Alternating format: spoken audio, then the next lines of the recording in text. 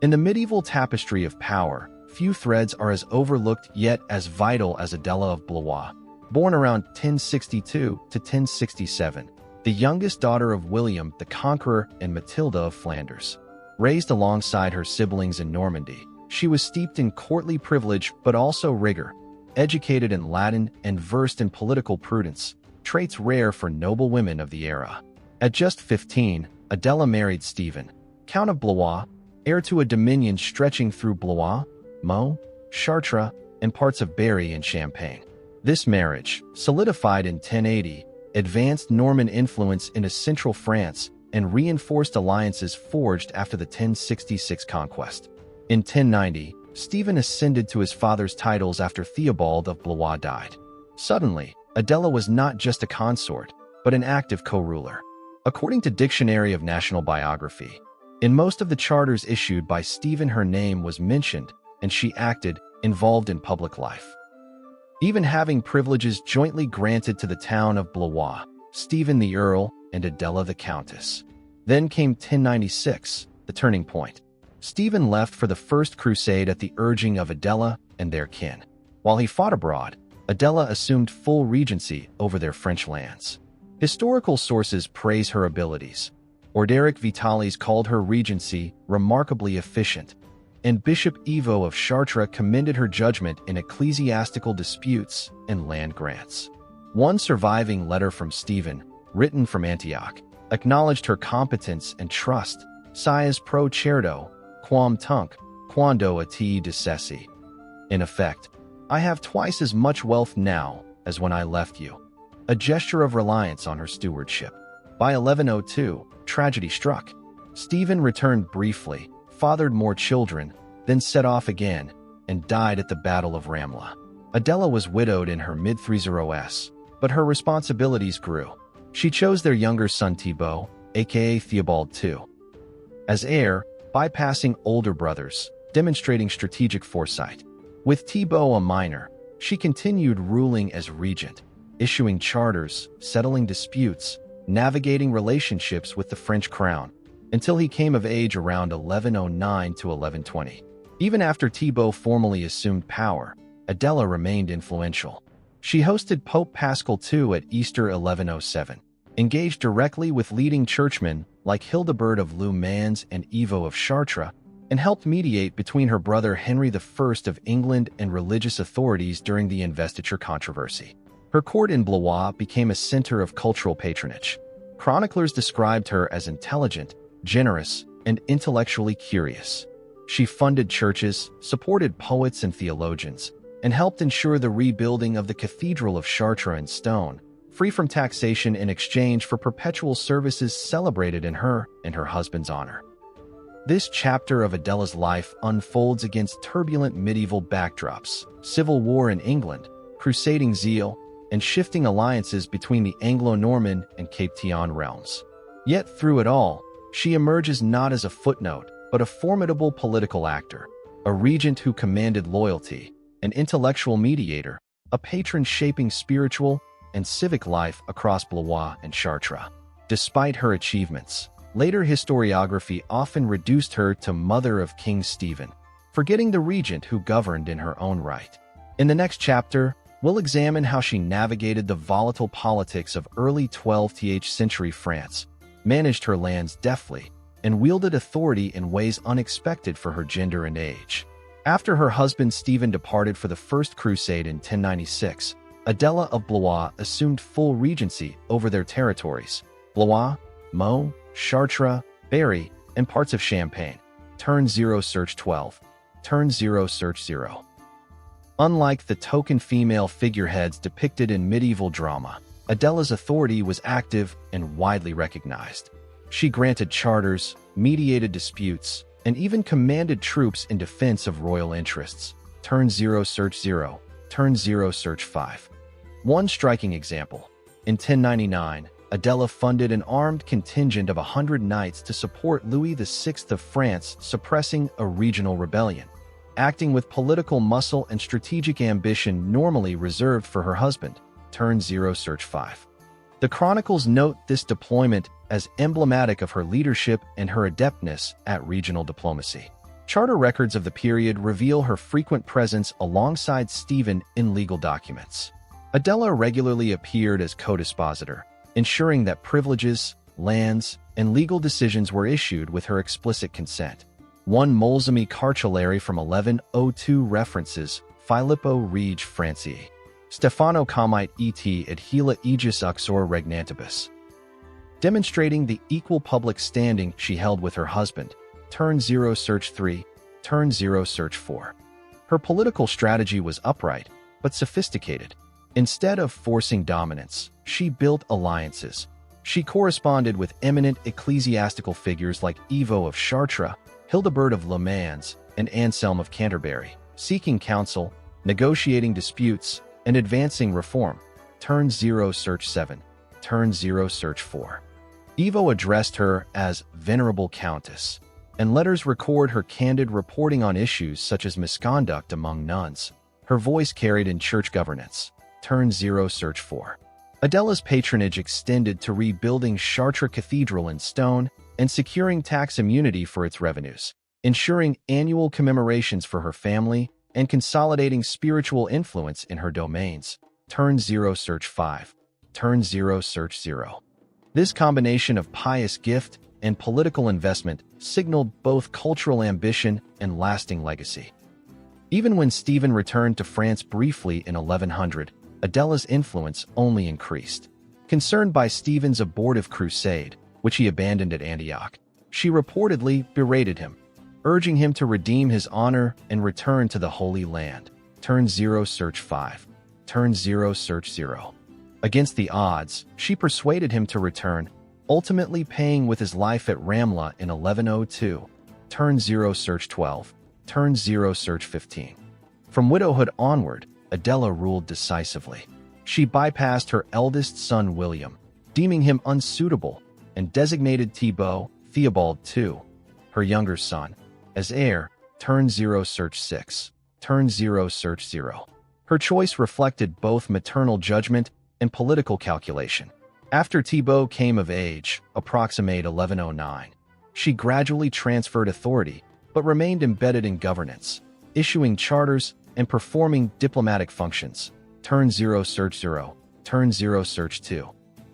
This is epitomized in her hosting of Pope Paschal II at Easter in 1107, a prestigious display of ecclesiastical ties and ritual patronage. Turn 0 search 0. 2 years later, in 1108, she confronted local aggression. When Hugh of Puiset attacked her lands, she and Thibaut traveled to Paris to seek royal intervention, resulting in a joint Royal Blois resolution suppressing Hugh's claims. Turn 0 search 5. Turn 0 search 2. This resolve shows Adela's capacity to mobilize royal authority when needed. Adela's letters, though few survive in full, include correspondence with high-ranking clerics and her own family. They reveal a woman fluent in strategic negotiation, from arranging feudal alliances and negotiating monastic reform to advising her sons on continental politics. Turn 0 search 4. Bishop Hildebert remarked that in Adela he saw everything needed to guide the helm of the state. Turn 0 search 5. But her strategy moved beyond politics. It was cultural. Her court patronized poets, scholars, and theologians. She encouraged literary production and education, hosting the likes of Hildebert and Baudry of Bourgeois, who wrote poems honoring her. According to one abbot, her own chamber was lavishly decorated with murals depicting biblical, classical, and Norman Conquest themes, a testament to her cosmopolitan intellect and artistic vision. Turn 0 search 7. Adela's legacy during this period reveals a woman deftly navigating political structures, wielding influence where convention would have expected passivity. Whether through issuing charters, funding armies, hosting popes, or guiding diplomacy, she exemplified female lordship at its most strategic. This chapter of her life laid the groundwork for her long-term impact on regional governance, cultural patronage, and dynastic loyalty, a foundation that supported her son King Stephen's eventual claim to the English throne. Following her husband Stephen's death at the Battle of Ramla in 1102, Adela faced a perilous political landscape. As regent for her younger son Thibaut, Theobald II, she ruled through his minority, But her choice to bypass her eldest, William, had stirred resentment among factions of the Blois, Champagne nobility, turned zero search 8. In the years after Thibaut came of age, around 1109, local nobles aligned more closely with the French crown grew ambitious. Tensions reached breaking point by 1111, when King Louis VI of France, worried about noble autonomy, began to assert pressure on regional rulers, turned zero search 15. Adela, who had earlier maintained cordial relations with the Capetian monarchy, found herself opposing Louis alongside her son, turned zero search 15. Chronicles record a pitched conflict in 1111 to 1113, where Adela and Theobald marshaled troops and alliances, including with her brother, King Henry I of England, turned zero search 15. Amid this crisis, Adela faced exile from her court at Blois for several months.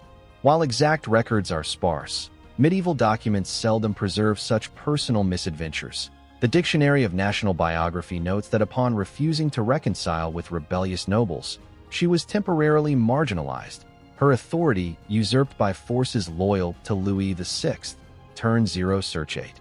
Yet she did not disappear quietly.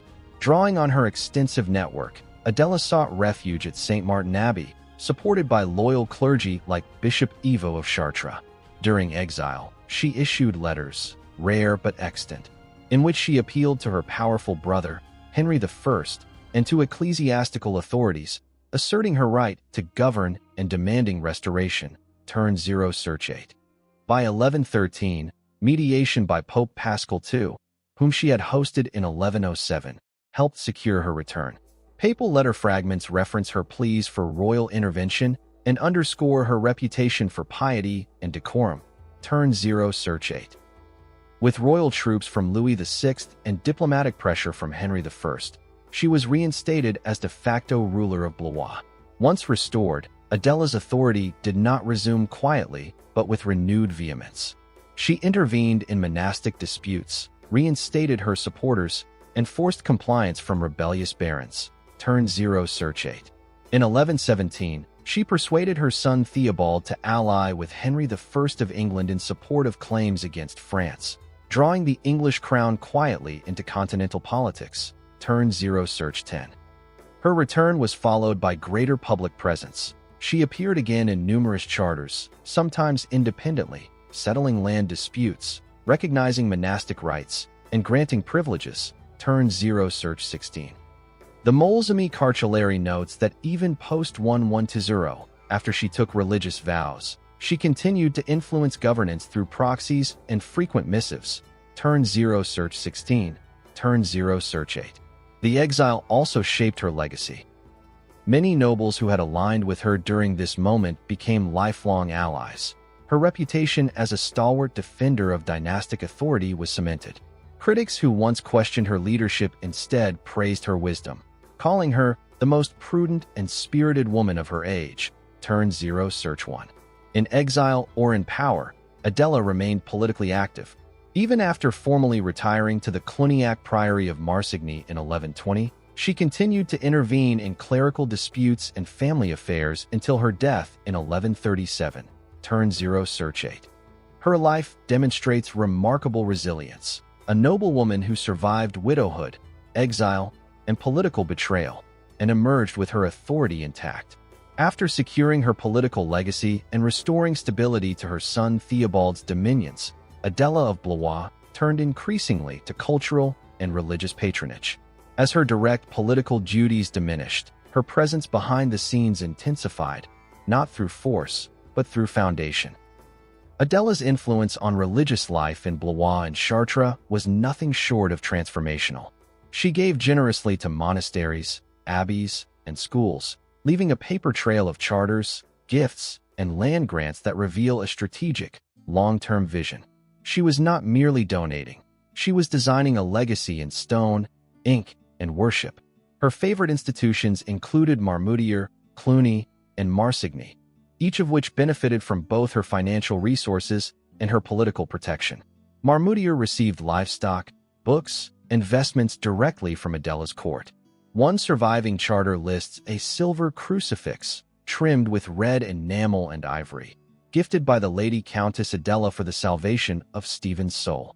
Source: Molsamy Cartulary, Latin MS, Bibliothèque Nationale de France. She was particularly drawn to the reformist Cluniac movement, which emphasized liturgical purity, communal life, and architectural splendor. In 1101, she founded a Cluniac priory near Chartres, designed as both a religious sanctuary and a spiritual memorial for her husband. In exchange, the monks agreed to sing masses for Stephen's soul annually and to record Adela's name perpetually in their necrologies. Source: Anglo-Norman Noblewomen and Ecclesiastical Patronage, Cambridge University Press. Adela was also a literary patron. Under her leadership, the court of Blois attracted intellectuals, poets, and scholars, a rare phenomenon for a female-led household in 12th century France. She offered protection to Baudry of Bourgueil, a poet-monk whose writings celebrated not just divine themes, but Adela herself. In one verse, he praises her as a queen of wisdom in a realm of reason, where power kneels before humility. Equally notable was her investment in education. She funded the copying of manuscripts and donated at least 3 breviaries, liturgical prayer books, to convents in Berry and Meaux. A document from the Chartres Episcopal Archive lists her as patron of the local scriptorium, a rare honor for a laywoman. Adela's spiritual concern extended beyond buildings and books. She personally intervened in monastic disputes, as shown in correspondence between her and Bishop Ivo of Chartres. In a 1105 letter, she demanded that an abbot accused of corruption be removed for the purity of Christ's body in this land, citing both scriptural precedent and canon law. Ivo responded with high regard. "Your wisdom governs as well as your piety redeems." There's also a more intimate side to her patronage. After being widowed, she regularly hosted public masses for Stephen's soul and those lost in the First Crusade. During Lent, she reportedly refused meat entirely and engaged in barefoot pilgrimages to local shrines. These acts were not just piety, they were public performances of virtue, modeled for her family and subjects. This commitment to religious and cultural life was inseparable from her dynastic ambitions. Adela understood that buildings endure longer than bloodlines, and by attaching her name to spiritual institutions, she ensured her memory would survive even if history forgot her deeds. Her spiritual capital was her true endowment. Even as political tides changed, and as her son Stephen tangled with Empress Matilda during the anarchy, Adela's abbeys stood as silent monuments to the countess who once ruled 2 courts, one of men, one of God. When Adela of Blois died in 1137, the bells of Marsigny-Près-Cluny tolled not just for a devout widow, but for one of the most politically influential women of 11th and 12th century Europe. And yet, within a century, her name would barely echo in the chronicles that preserved the deeds of men she had outmaneuvered, supported, or even outlived. Adela had lived long enough to see the landscape of power shift beneath her. Her brother Henry I of England had consolidated the Anglo-Norman realm, only to face a succession crisis upon the death of his only legitimate son in the White Ship disaster, 1120. In the chaos that followed, Adela's youngest son, Stephen, would seize the English throne in 1135, 2 years before Adela's death. It's a historical irony. She had withdrawn from public political life, yet her dynasty suddenly found itself at the apex of power. Her influence was quietly woven into Stephen's ability to make a claim at all. She had raised him in a court of diplomacy and doctrine. She had personally arranged his education at Abbey of Sherborne and reportedly managed his knightly training with precision. While Stephen's rule is now remembered for sparking a brutal civil war with Empress Matilda, known as the Anarchy, it was Adela's legacy that gave him the legitimacy to challenge the royal line in the first place. Yet history has not remembered her as a queen-maker. Instead, when she appears at all, it's often as an asterisk, mother of King Stephen. This erasure is more than a footnote. It's a reflection of how medieval historiography often silenced or minimized the roles of noblewomen unless they wielded overt, visible power like Matilda or Eleanor of Aquitaine. And Adela didn't fit their mold. She ruled by charter and church, not by battlefield or coronation. Her weapons were diplomacy, letters, and alliances. As such, she's largely absent from narratives obsessed with conquest. What remains of her memory is scattered: entries in cartularies, fragments in monastic necrologies, faded names in prayer books. Her portrait survives only in words, not images. Not a single contemporary illustration of her face remains. But when modern historians look closely, her influence is undeniable. Orderic Vitalis, who knew her court and likely met her, praised her as a most wise and vigorous woman, moderate in speech, generous in charity, and ever concerned with the health of the kingdom. A 12th-century Cluniac obituary simply reads, "Lady Adela, who ruled well in the world and served better in God." Some scholars argue that she represents a turning point in how noble women operated, not just as pious patrons or symbols of courtly refinement, but as executive figures, fully engaged in the operation of the medieval state. She exercised regency, land governance, diplomacy, war leadership, and spiritual oversight across 3 decades. In England, her son Stephen's violent reign overshadowed his mother's brilliance. In France, the growing power of the Capetian monarchy eclipsed regional histories. The Blois court, once a beacon of Cluniac culture and noble diplomacy, fell to the margins of historical memory.